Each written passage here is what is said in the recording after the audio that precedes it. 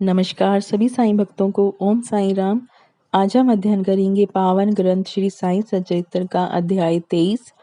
इस अध्याय में जिन विषयों पर प्रकाश डाला गया है वे हैं योग और प्याज, श्यामा की सर्प दंश से मुक्ति, विसूचिका निवारणार्थ नियमों का उल्लंघन, गुरु भक्ति की कठिन परीक्षा। बाबा की कृपा और आशीर्वाद से अब हम अध्याय 23 की कथा आरंभ करते हैं।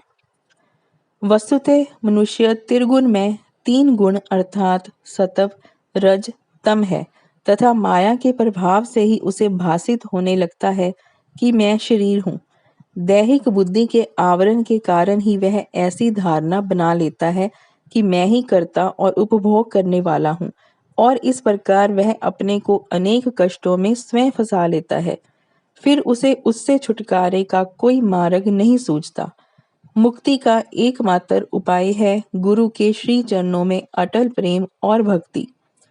सबसे महान अभिनयकर्ता भगवान साईं ने भक्तों को पूर्ण आनंद पहुंचाकर उन्हें निज स्वरूप में परिवर्तित कर लिया है। उपयुक्त कारणों से हम साईं बाबा को ईश्वर का ही अवतार मानते हैं, परंतु वे सदा यही कहा करते थे कि मैं तो ईश्वर का दास हूँ। अवतार होते हुए भी मनुष्य को किस प्रकार आचरण करना चाहिए तथा अपने वर्ण के कर्तव्यों को किस प्रकार निभाना चाहिए, इसका उदाहरण उन्होंने लोगों के समक्ष प्रस्तुत किया। जो सब जड़ और चेतन पदार्थों में ईश्वर के दर्शन करता हो, उसको विनयशीलता ही उपयुक्त है। उन्होंने किसी की उपेक्षा या अनादर नहीं किया। वे सब प्राणियों में भगवत दर्शन करते थे। उन्होंने यह कभी नहीं कहा कि मैं अनल हक हूँ। वे सदा यही कहते थे कि मैं तो यादे हक हूँ। अल्लाह मालिक सदा उनके होठों पर था। हम अन्य संतों से परिचित नहीं हैं और ना ही हमें ज्ञात है कि वे किस प्रकार आचरण किया करते हैं अथवा उनकी दिनचर्या इत्यादि क्या है। ईश कृपा से केवल हमें इतना ही ज्ञात है कि वे अज्ञान और बुद्ध जीवों के निमित्त स्वयं अवतीर्ण होते हैं। शुभ कर्मों के परिणाम स्वरूप ही हम में संतों की कथाएं और लीलाएं श्रवण करने की इच्छा उत्पन्न होती है, अन्यथा नहीं। अब हम मुख्य कथा पर आते हैं। योग और प्याज। एक समय कोई एक योगाभ्यासी नाना साहेब चांदोरकर के साथ शिरडी आया। एक समय कोई एक योगाभ्यासी नाना साहेब चांदोरकर के साथ शिरडी आया। उसने पतंजल योग सूत्र तथा योग शास्त्र के अन्य ग्रंथों का विशेष अध्ययन किया था, परंतु वह व्यवहारिक अनुभव से वंचित था। मन एकाग्र न हो सकने के कारण वह थोड़े समय के लिए भी समाधि न लगा सकता था। यदि साईं बाबा की कृपा प्राप्त हो जाए तो उनसे अधिक समय तक समाधि अवस्था प्राप्त करने की विधि ज्ञात हो जाएगी। इस विचार से वह शिरडी आया और जब मस्जिद में पहुंचा तो साईं बाबा को प्याज सहित रोटी खाते देख उसे ऐसा विचार आया कि यह कच्ची प्याज सहित सूखी रोटी खाने वाला व्यक्ति मेरी कठिनाइयों को किस प्रकार हल कर सकेगा। साईं बाबा अंतर ज्ञान से उसका विचार जानकर तुरंत नाना साहेब से बोले, ओ नाना, जिसमें प्याज हजम करने की शक्ति है उसको ही उसे खाना चाहिए, अन्य को नहीं। इन शब्दों से अत्यंत विस्मित होकर योगी ने साईं चरणों में पूर्ण आत्मसमर्पण कर दिया। शुद्ध और निष्कपट भाव से अपनी कठिनाइयां बाबा के समक्ष प्रस्तुत करके उनसे उनका हल प्राप्त किया और इस प्रकार संतुष्ट और सुखी होकर बाबा के दर्शन और उदी लेकर वह शिरडी से चला गया। श्यामा की सर्प दंश से मुक्ति। कथा प्रारंभ करने से पूर्व हेमाडपंत लिखते हैं कि जीव की तुलना पालतू तोते से की जा सकती है, क्योंकि दोनों ही बद्ध हैं, एक शरीर में तो दूसरा पिंजरे में। दोनों ही अपनी बद्धावस्था को श्रेष्ठकर समझते हैं, परंतु यदि हरि कृपा से उन्हें कोई उत्तम गुरु मिल जाए और वह उनके ज्ञान चक्षु खोलकर उन्हें बंधन मुक्त कर दे तो उनकी चेतना का स्तर उच्च हो जाता है, जिसकी तुलना में पूर्व संकीर्ण स्थिति सर्वथा तुच्छ ही थी। गत अध्याय में किस प्रकार श्री मिरिकर पर आने वाले संकट की पूर्व सूचना देकर उन्हें उससे बचाया गया, इसका वर्णन किया जा चुका है। पाठक वृंद अब उसी प्रकार की एक और कथा श्रवण करें। एक बार श्यामा को विषधर सर्प ने उसके हाथ की उंगली में डस लिया। समस्त शरीर में विष का प्रसार हो जाने के कारण वे अत्यंत कष्ट का अनुभव करके क्रंदन करने लगे कि अब मेरा अंतकाल समीप आ गया है। उनके इष्ट मित्र उन्हें भगवान विठोबा के पास ले जाना चाहते थे, जहां इस प्रकार की समस्त पीड़ाओं की योग्य चिकित्सा होती है। परंतु श्यामा मस्जिद की ओर दौड़ा अपने विठोबा श्री साईं बाबा के पास।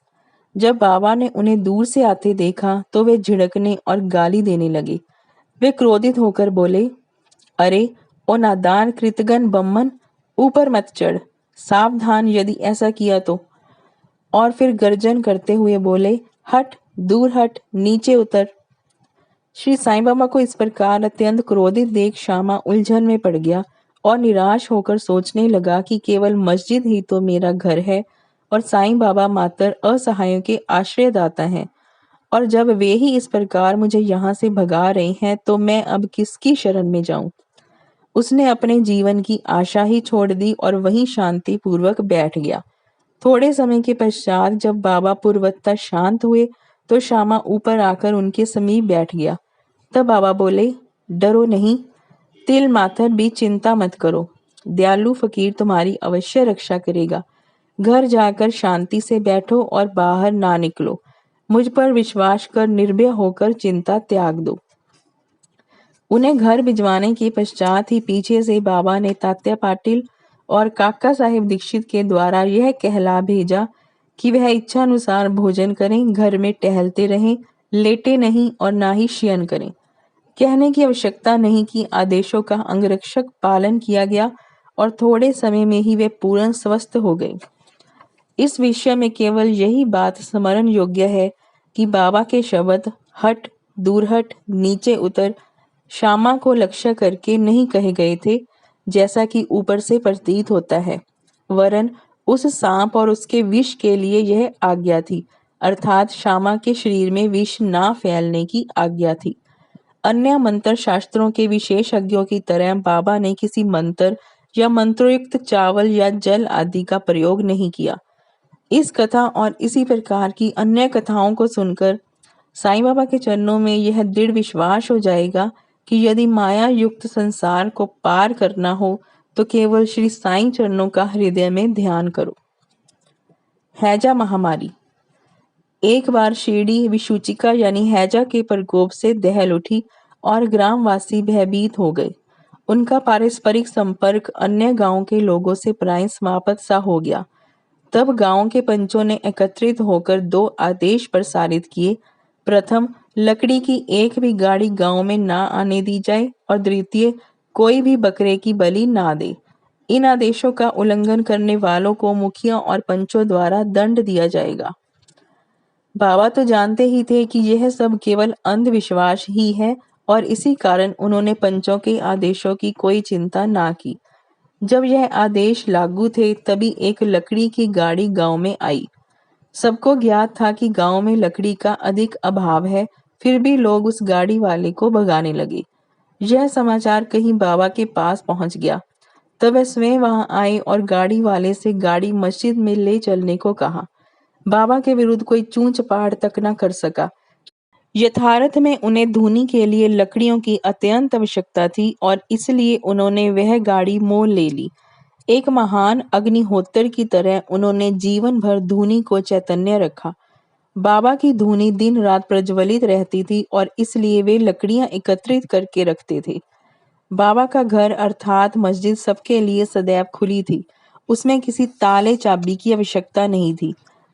गांव के गरीब आदमी अपने उपयोग के लिए उसमें से लकड़ियां निकाल कर भी ले जाया करते थे, परंतु बाबा ने इस पर कभी कोई आपत्ति ना की।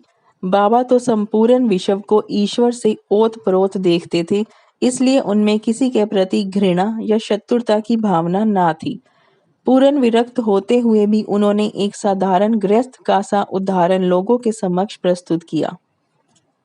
गुरु भक्ति की कठिन परीक्षा।